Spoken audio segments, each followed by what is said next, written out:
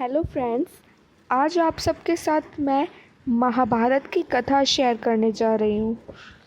इससे पहले मैं कथा का आरंभ करूँ, मैं आपको महाभारत के बारे में कुछ बताना चाहती हूँ।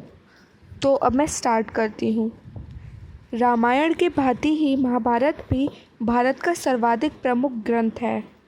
इसे हिंदू धर्म का पंचम वेद भी माना जाता है। महाभारत का धार्मिक, पौराणिक और दार्शनिक काव्य ग्रंथ है, जिसमें प्राचीन भारत के इतिहास की एक झलक मिलती है। इसके बारे में कहा जाता है कि जो यहाँ महाभारत में है वह संसार में आपको कहीं ना कहीं अवश्य मिल जाएगा, और जो यहाँ नहीं है वो आपको अन्यत्र कहीं नहीं मिलेगा। प्रारंभ में इस ग्रंथ का नाम जय था, जो बाद में भारत और अंत में महाभारत के नाम से जाना गया है। महाभारत को विश्व का सबसे लंबा साहित्यिक ग्रंथ माना जा सकता है, क्योंकि इसमें लगभग 1,10,000 श्लोक हैं। इसकी रचना महर्षि पराशर के पुत्र वेदव्यास जी ने की थी। ऐसा कहा जाता है कि महर्षि वेदव्यास जी ने हिमालय की तलहटी की किसी गुफा में ध्यानमग्न होकर महाभारत की घटनाओं का आदि से लेकर अंत तक स्मरण कर अपने मन में ही महाभारत की रचना कर ली थी। किंतु इसकी जटिलता और विशालता के कारण इसे लिपिबद्ध करना बहुत कठिन था। अतः ब्रह्मा जी के परामर्श पर व्यास जी गणेश जी के पास पहुँचे और उनसे अनुरोध किया कि वह इस ग्रंथ को व्यास जी के कथनानुसार लिख दें।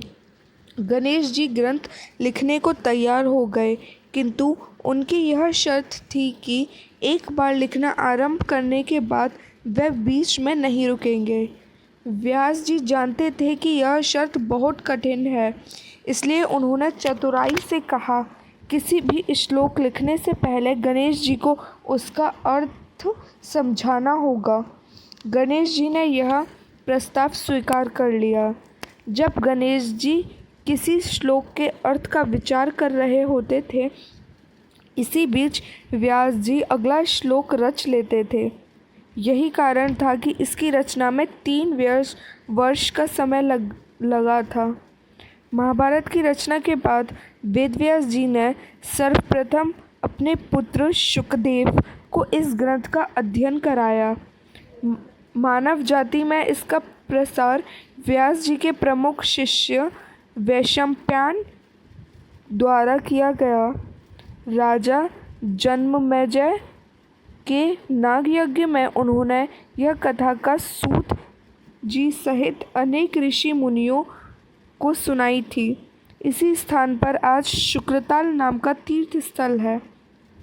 महाभारत में चंद्रवंशियों के 2 परिवारों कौरवों और पांडवों के बीच हुए संघर्ष एवं युद्ध की गाथा है। 100 कौरव भाइयों और 5 पांडव भाइयों के बीच हस्तिनापुर के राज सिंहासन को लेकर जो युद्ध हुआ, उसे ही महाभारत कहा जाता है। धर्म और अधर्म की विजय होती है। इस ग्रंथ का मुख्य संदेश वास्तव में यही है।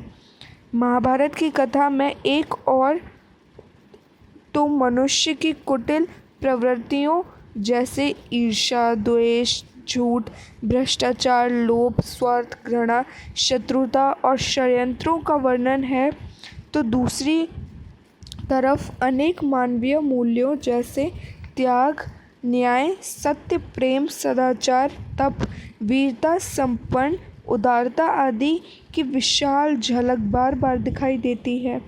महाभारत में ही हिंदू धर्म का सर्वाधिक पवित्र ग्रंथ श्रीमद् भागवत गीता की अंतर्निहित है, जिसमें भारतीय संस्कृति के संपूर्ण जीवन दर्शन का सार है।